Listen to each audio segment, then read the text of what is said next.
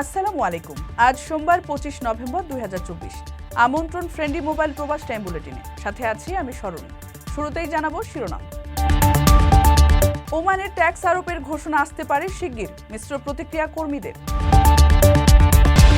প্রবাসীদের নতুন সুখবর দিল কুয়েত, সুফল পাবেন কয়েক হাজার বাংলাদেশি। ওমান প্রবাসীর বাড়িতে হামলা, অগ্নিসংযোগ, অভিযুক্ত বিএনপি নেতা গ্রেপ্তার। ধারাবাহিকভাবে বাড়ছে রেমিট্যান্স, 23 দিনে এলো $172 কোটি। 17 বছর প্রবাসে কাটিয়েও নিঃস্ব প্রবাসী, অন্যদের চাঁদায় দেশে আসছে লাশ। দর্শক দেখছিলেন শিরোনাম, এবারে পুরো খবর।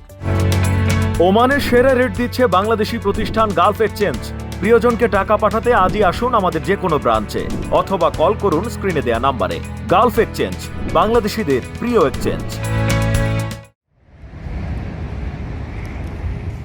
ওমানের ট্যাক্স বা আয়কর আরোপ করে নতুন আইন প্রণয়নের জন্য কাজ করছে স্টেট কাউন্সিল। ইতোমধ্যে কারা কারা এর আওতায় আসবেন আর কারা বাদ পড়বেন সে সম্পর্কে একটি ধারণা দেওয়া হয়েছে। তবে সুখবর হলো, যাদের আয় মাসে 2,500 রিয়াল অথবা বছরে 30,000 রিয়ালের কম, তাদের এই বাধ্যবাধকতা থেকে অব্যাহতি দেওয়া হবে। আর যাদের বার্ষিক আয় বছরে 30,000 রিয়ালের উপরে, তাদের নির্ধারিত হারে আয়কর জমা দিতে হবে। ওমানে নতুন করে ট্যাক্স আরোপের সিদ্ধান্তে মিশ্র প্রতিক্রিয়া দেখিয়েছেন কর্মীরা। আহমেদ আল আমরি নামের এক ব্যবসায়ী মনে করেন, পার্সোনাল ইনকাম ট্যাক্স ওমানের অর্থনীতিতে নিঃসন্দেহে কল্যাণ বয়ে আনবে।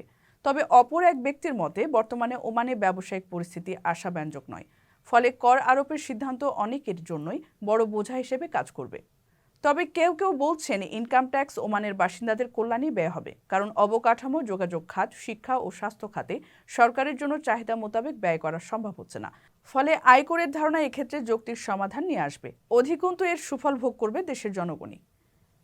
এর আগে সুরা কাউন্সিলের ইকোনমিক ও ফিনান্সিয়াল কমিটির সভাপতি আহমেদ আল শারকি গণমাধ্যমকে জানিয়েছিলেন, ব্যক্তিগত আয়কর আইনের যে খসড়াটি আছে তার পুঙ্খানুপুঙ্খ পরীক্ষা নিরীক্ষা করা হচ্ছে। তার মতে, দেশের জনসংখ্যার বড় একটি অংশই আয়কর আইনের আওতামুক্ত থাকবেন। 2022 সালে পরিকল্পনা করেও ব্যক্তিগত আয়ের উপরে সরকারের কর আরোপের সিদ্ধান্ত স্থগিত করা হলেও সাম্প্রতিক সময়ে বিষয়টি নতুন করে আলোচনায় উঠেছে। ধারণা করা হচ্ছে, ট্যাক্স নিয়ে আগামী বছরের শুরুতেই বড় ঘোষণা দিতে পারে ওমান। কারো কাছে স্বপ্ন পূরণ, কারো আনন্দের উপলক্ষ, আবার কারো জীবন পাল্টে দেওয়ার মুহূর্ত, কখনো জীবন বাঁচাতে সর্বোচ্চ গতিতে উড়ে চলা, কারো আবেগের শেষ মুহূর্ত, আপনজনের শেষ বিদায়ে সামিল হওয়া। এমন সব ইচ্ছে পূরণে সর্বনিম্ন ভাড়ায় দ্রুতগতির বাহন প্রবাসীর হেলিকপ্টার। আপনার প্রয়োজনে যোগাযোগ করুন আমাদের হটলাইনে। কুয়েতে 60 বছরের বেশি বয়সী এবং উচ্চ মাধ্যমিক বা তার কম শিক্ষাগত যোগ্যতা সম্পন্ন প্রবাসী শ্রমিকদের জন্য বড় ধরনের শ্রমনীতি পরিবর্তনের কথা ভাবছে দেশটির সরকার। সম্ভাব্য এই নীতিগত পরিবর্তন নিয়ে কয়েক মাস ধরে আলোচনার মধ্যে রোববার দেশটির গণমাধ্যম আরব টাইমস ওয়াল শিয়াশায় প্রকাশিত প্রতিবেদনে আশা দেখছেন প্রবাসীরা। প্রতিবেদনে বলা হয়, 2020 সালের শুরুতে জারি করা একটি শ্রম আইনে দেশটির জনশক্তি কর্মসংস্থান বিভাগ 60 বয়সী বিদেশি নাগরিকদের বিশ্ববিদ্যালয়ের ডিগ্রি ছাড়া কাজের অনুমতি না দেওয়ার ঘোষণা দেয়। তবে বিকল্প হিসেবে সেসব প্রবাসীদের জন্য সুযোগ রাখা হয় স্বাস্থ্য বীমা বাবদ 500 কুয়েতি দিনার ও সরকারি ফি 250 কুয়েতি দিনার পরিশোধ করে আকামা নবায়ন করার।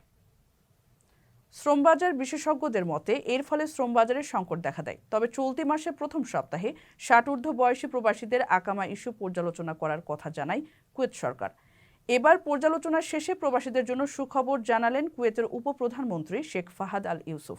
আইনটির সমালোচনা করে তিনি বলেন, এখন থেকে 60 বয়সী প্রবাসীদের আকামা নবায়নের জন্য আগের মতো শিক্ষাগত যোগ্যতার সনদ কিংবা বাড়তি অর্থ খরচ 750 কুয়েতি দিনার দিতে হবে না। কুয়েতে 9,07,612 জন প্রবাসীর বয়স 60 বছর বা 60 বলে 4 বছর আগে জানায় দেশটির শ্রম বিভাগ। এর মধ্যে প্রায় 10 থেকে 15,000 বাংলাদেশি রয়েছেন বলে ধারণা করা হয়।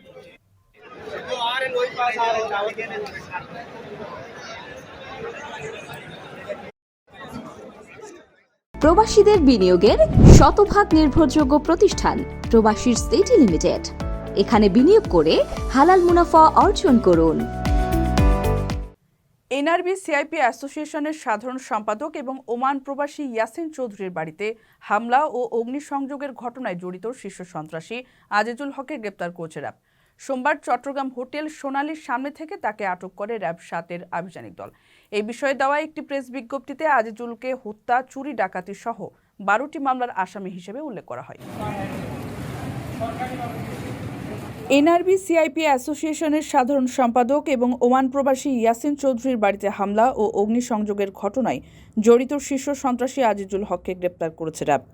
সোমবার চট্টগ্রামের হোটেল সোনালীর সামনে থেকে তাকে আটক করে র্যাব 7-এর আভিযানিক দল। এ বিষয়ে দেওয়া একটি প্রেস বিজ্ঞপ্তিতে আজিজুলকে হত্যা, চুরি, ডাকাতি সহ 12টি মামলার আসামি হিসেবে উল্লেখ করা হয়। এর আগে প্রবাসী ইয়াসিন চৌধুরী রাউজানের বাড়িতে দলবল নিয়ে হামলা চালায় আজিজুল। এই ঘটনায় প্রায় 10 কোটি টাকার ক্ষয়ক্ষতি হয়েছে, সাথে লুট হয়েছে আরও কয়েক লাখ টাকার মালামাল। পরে আজিজুলকে প্রধান আসামি উল্লেখ করে মামলা দায়ের করা হয়। তাকে গ্রেপ্তারের খবরে সন্তোষ প্রকাশ করেছেন প্রবাসী ইয়াসিন চৌধুরী। তিনি আইন শৃঙ্খলা বাহিনীর কাছে কৃতজ্ঞতা প্রকাশ করেন। আজিজুল হক রাউজানের শীর্ষ সন্ত্রাসী, তার নেতৃত্বে প্রায় 50-60 জনের একটি সশস্ত্র সন্ত্রাসী দল আমার বাড়ি, আমার ভাইদের বাড়ি, আমার চাচার বাড়ি, সম্পূর্ণ বাড়ি লুটপাট করে জ্বালিয়ে দিয়েছে। আজকে আপনারা ইতিমধ্যে অবগত হয়েছেন, তাকে আইন শৃঙ্খলা বাহিনী তাকে অ্যারেস্ট করেছে। আমি আমার পরিবারের পক্ষ থেকে এবং প্রবাসীদের পক্ষ থেকে আমি সরকারের প্রতি এবং আইন শৃঙ্খলা বাহিনীর প্রতি অসংখ্য ধন্যবাদ এবং কৃতজ্ঞতা জানাচ্ছি। খোঁজ নিয়ে জানা গেছে আজিজুল এখন নিজেকে বিএনপি নেতা হিসেবে এলাকায় পরিচয় দেন। তিনি এর আগে ডাবুয়া ইউনিয়ন বিএনপির নেতা ও সাবেক যুবদল নেতা ছিলেন, তবে একসময় শীর্ষ সন্ত্রাসী হিসেবে তার পরিচিতি ছিল। 2006 সালের পর মধ্যপ্রাচ্যের ওমানে পালিয়ে যান। গত 5 আগস্ট গণঅভ্যুত্থানের পর তিনি দেশে এসে আবারও ত্রাস সৃষ্টির চেষ্টায় ছিলেন বলে অভিযোগ।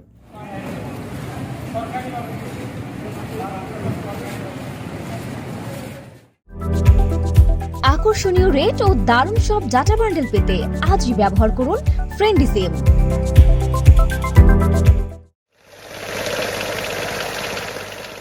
প্রবাসী বাংলাদেশিদের পাঠানো রেমিট্যান্স চলতি অর্থ বছরে ধারাবাহিকভাবে বাড়ছে। নভেম্বর মাসে প্রথম 23 দিনে 172 কোটি 64 লাখ মার্কিন ডলার রেমিট্যান্স এসেছে, যা বাংলাদেশি টাকায় প্রায় 20,716 কোটি টাকার সমান। সেই হিসেবে প্রতিদিন গড়ে রেমিট্যান্স এসেছে প্রায় 7.5 কোটি ডলার। বাংলাদেশ ব্যাংকের প্রকাশিত হালনাগাদ তথ্যে এ চিত্রই উঠে এসেছে। কেন্দ্রীয় ব্যাংকের তথ্য পর্যালোচনায় দেখা যায়, চলতি নভেম্বরের প্রথম 23 দিনে রাষ্ট্রায়ত্ত ব্যাংকগুলোর মাধ্যমে এসেছে 64 কোটি ডলার, বিশেষায়িত ব্যাংকের মাধ্যমে এসেছে 13 কোটি 10 লাখ ডলার, বেসরকারি ব্যাংকগুলোর মাধ্যমে এসেছে 95 কোটি 10 লাখ ডলার এবং বিদেশি ব্যাংকগুলোর মাধ্যমে এসেছে 40 লাখ ডলার। গত জুন মাসে দেশে 253 কোটি 86 লাখ ডলার রেমিট্যান্স আসে। তবে চলতি অর্থ বছরের প্রথম মাস জুলাইয়ে রেমিট্যান্স প্রবাহ উল্লেখযোগ্যভাবে হ্রাস পায়। ওই মাসে আসা রেমিট্যান্সের পরিমাণ ছিল প্রায় 191 কোটি ডলার, যা গত 10 মাসের মধ্যে সর্বনিম্ন। তবে আগস্টে অন্তর্বর্তী সরকার গঠনের পর এই প্রবণতা স্থিতিশীল হতে শুরু করে এবং ওই মাসে রেমিট্যান্স আসে 222 কোটি 13 লাখ ডলার। এরপর সেপ্টেম্বরে আসে 240 কোটি 48 লাখ ডলার এবং অক্টোবরে তা সামান্য হ্রাস পেয়ে আসে 239 কোটি 51 লাখ ডলার।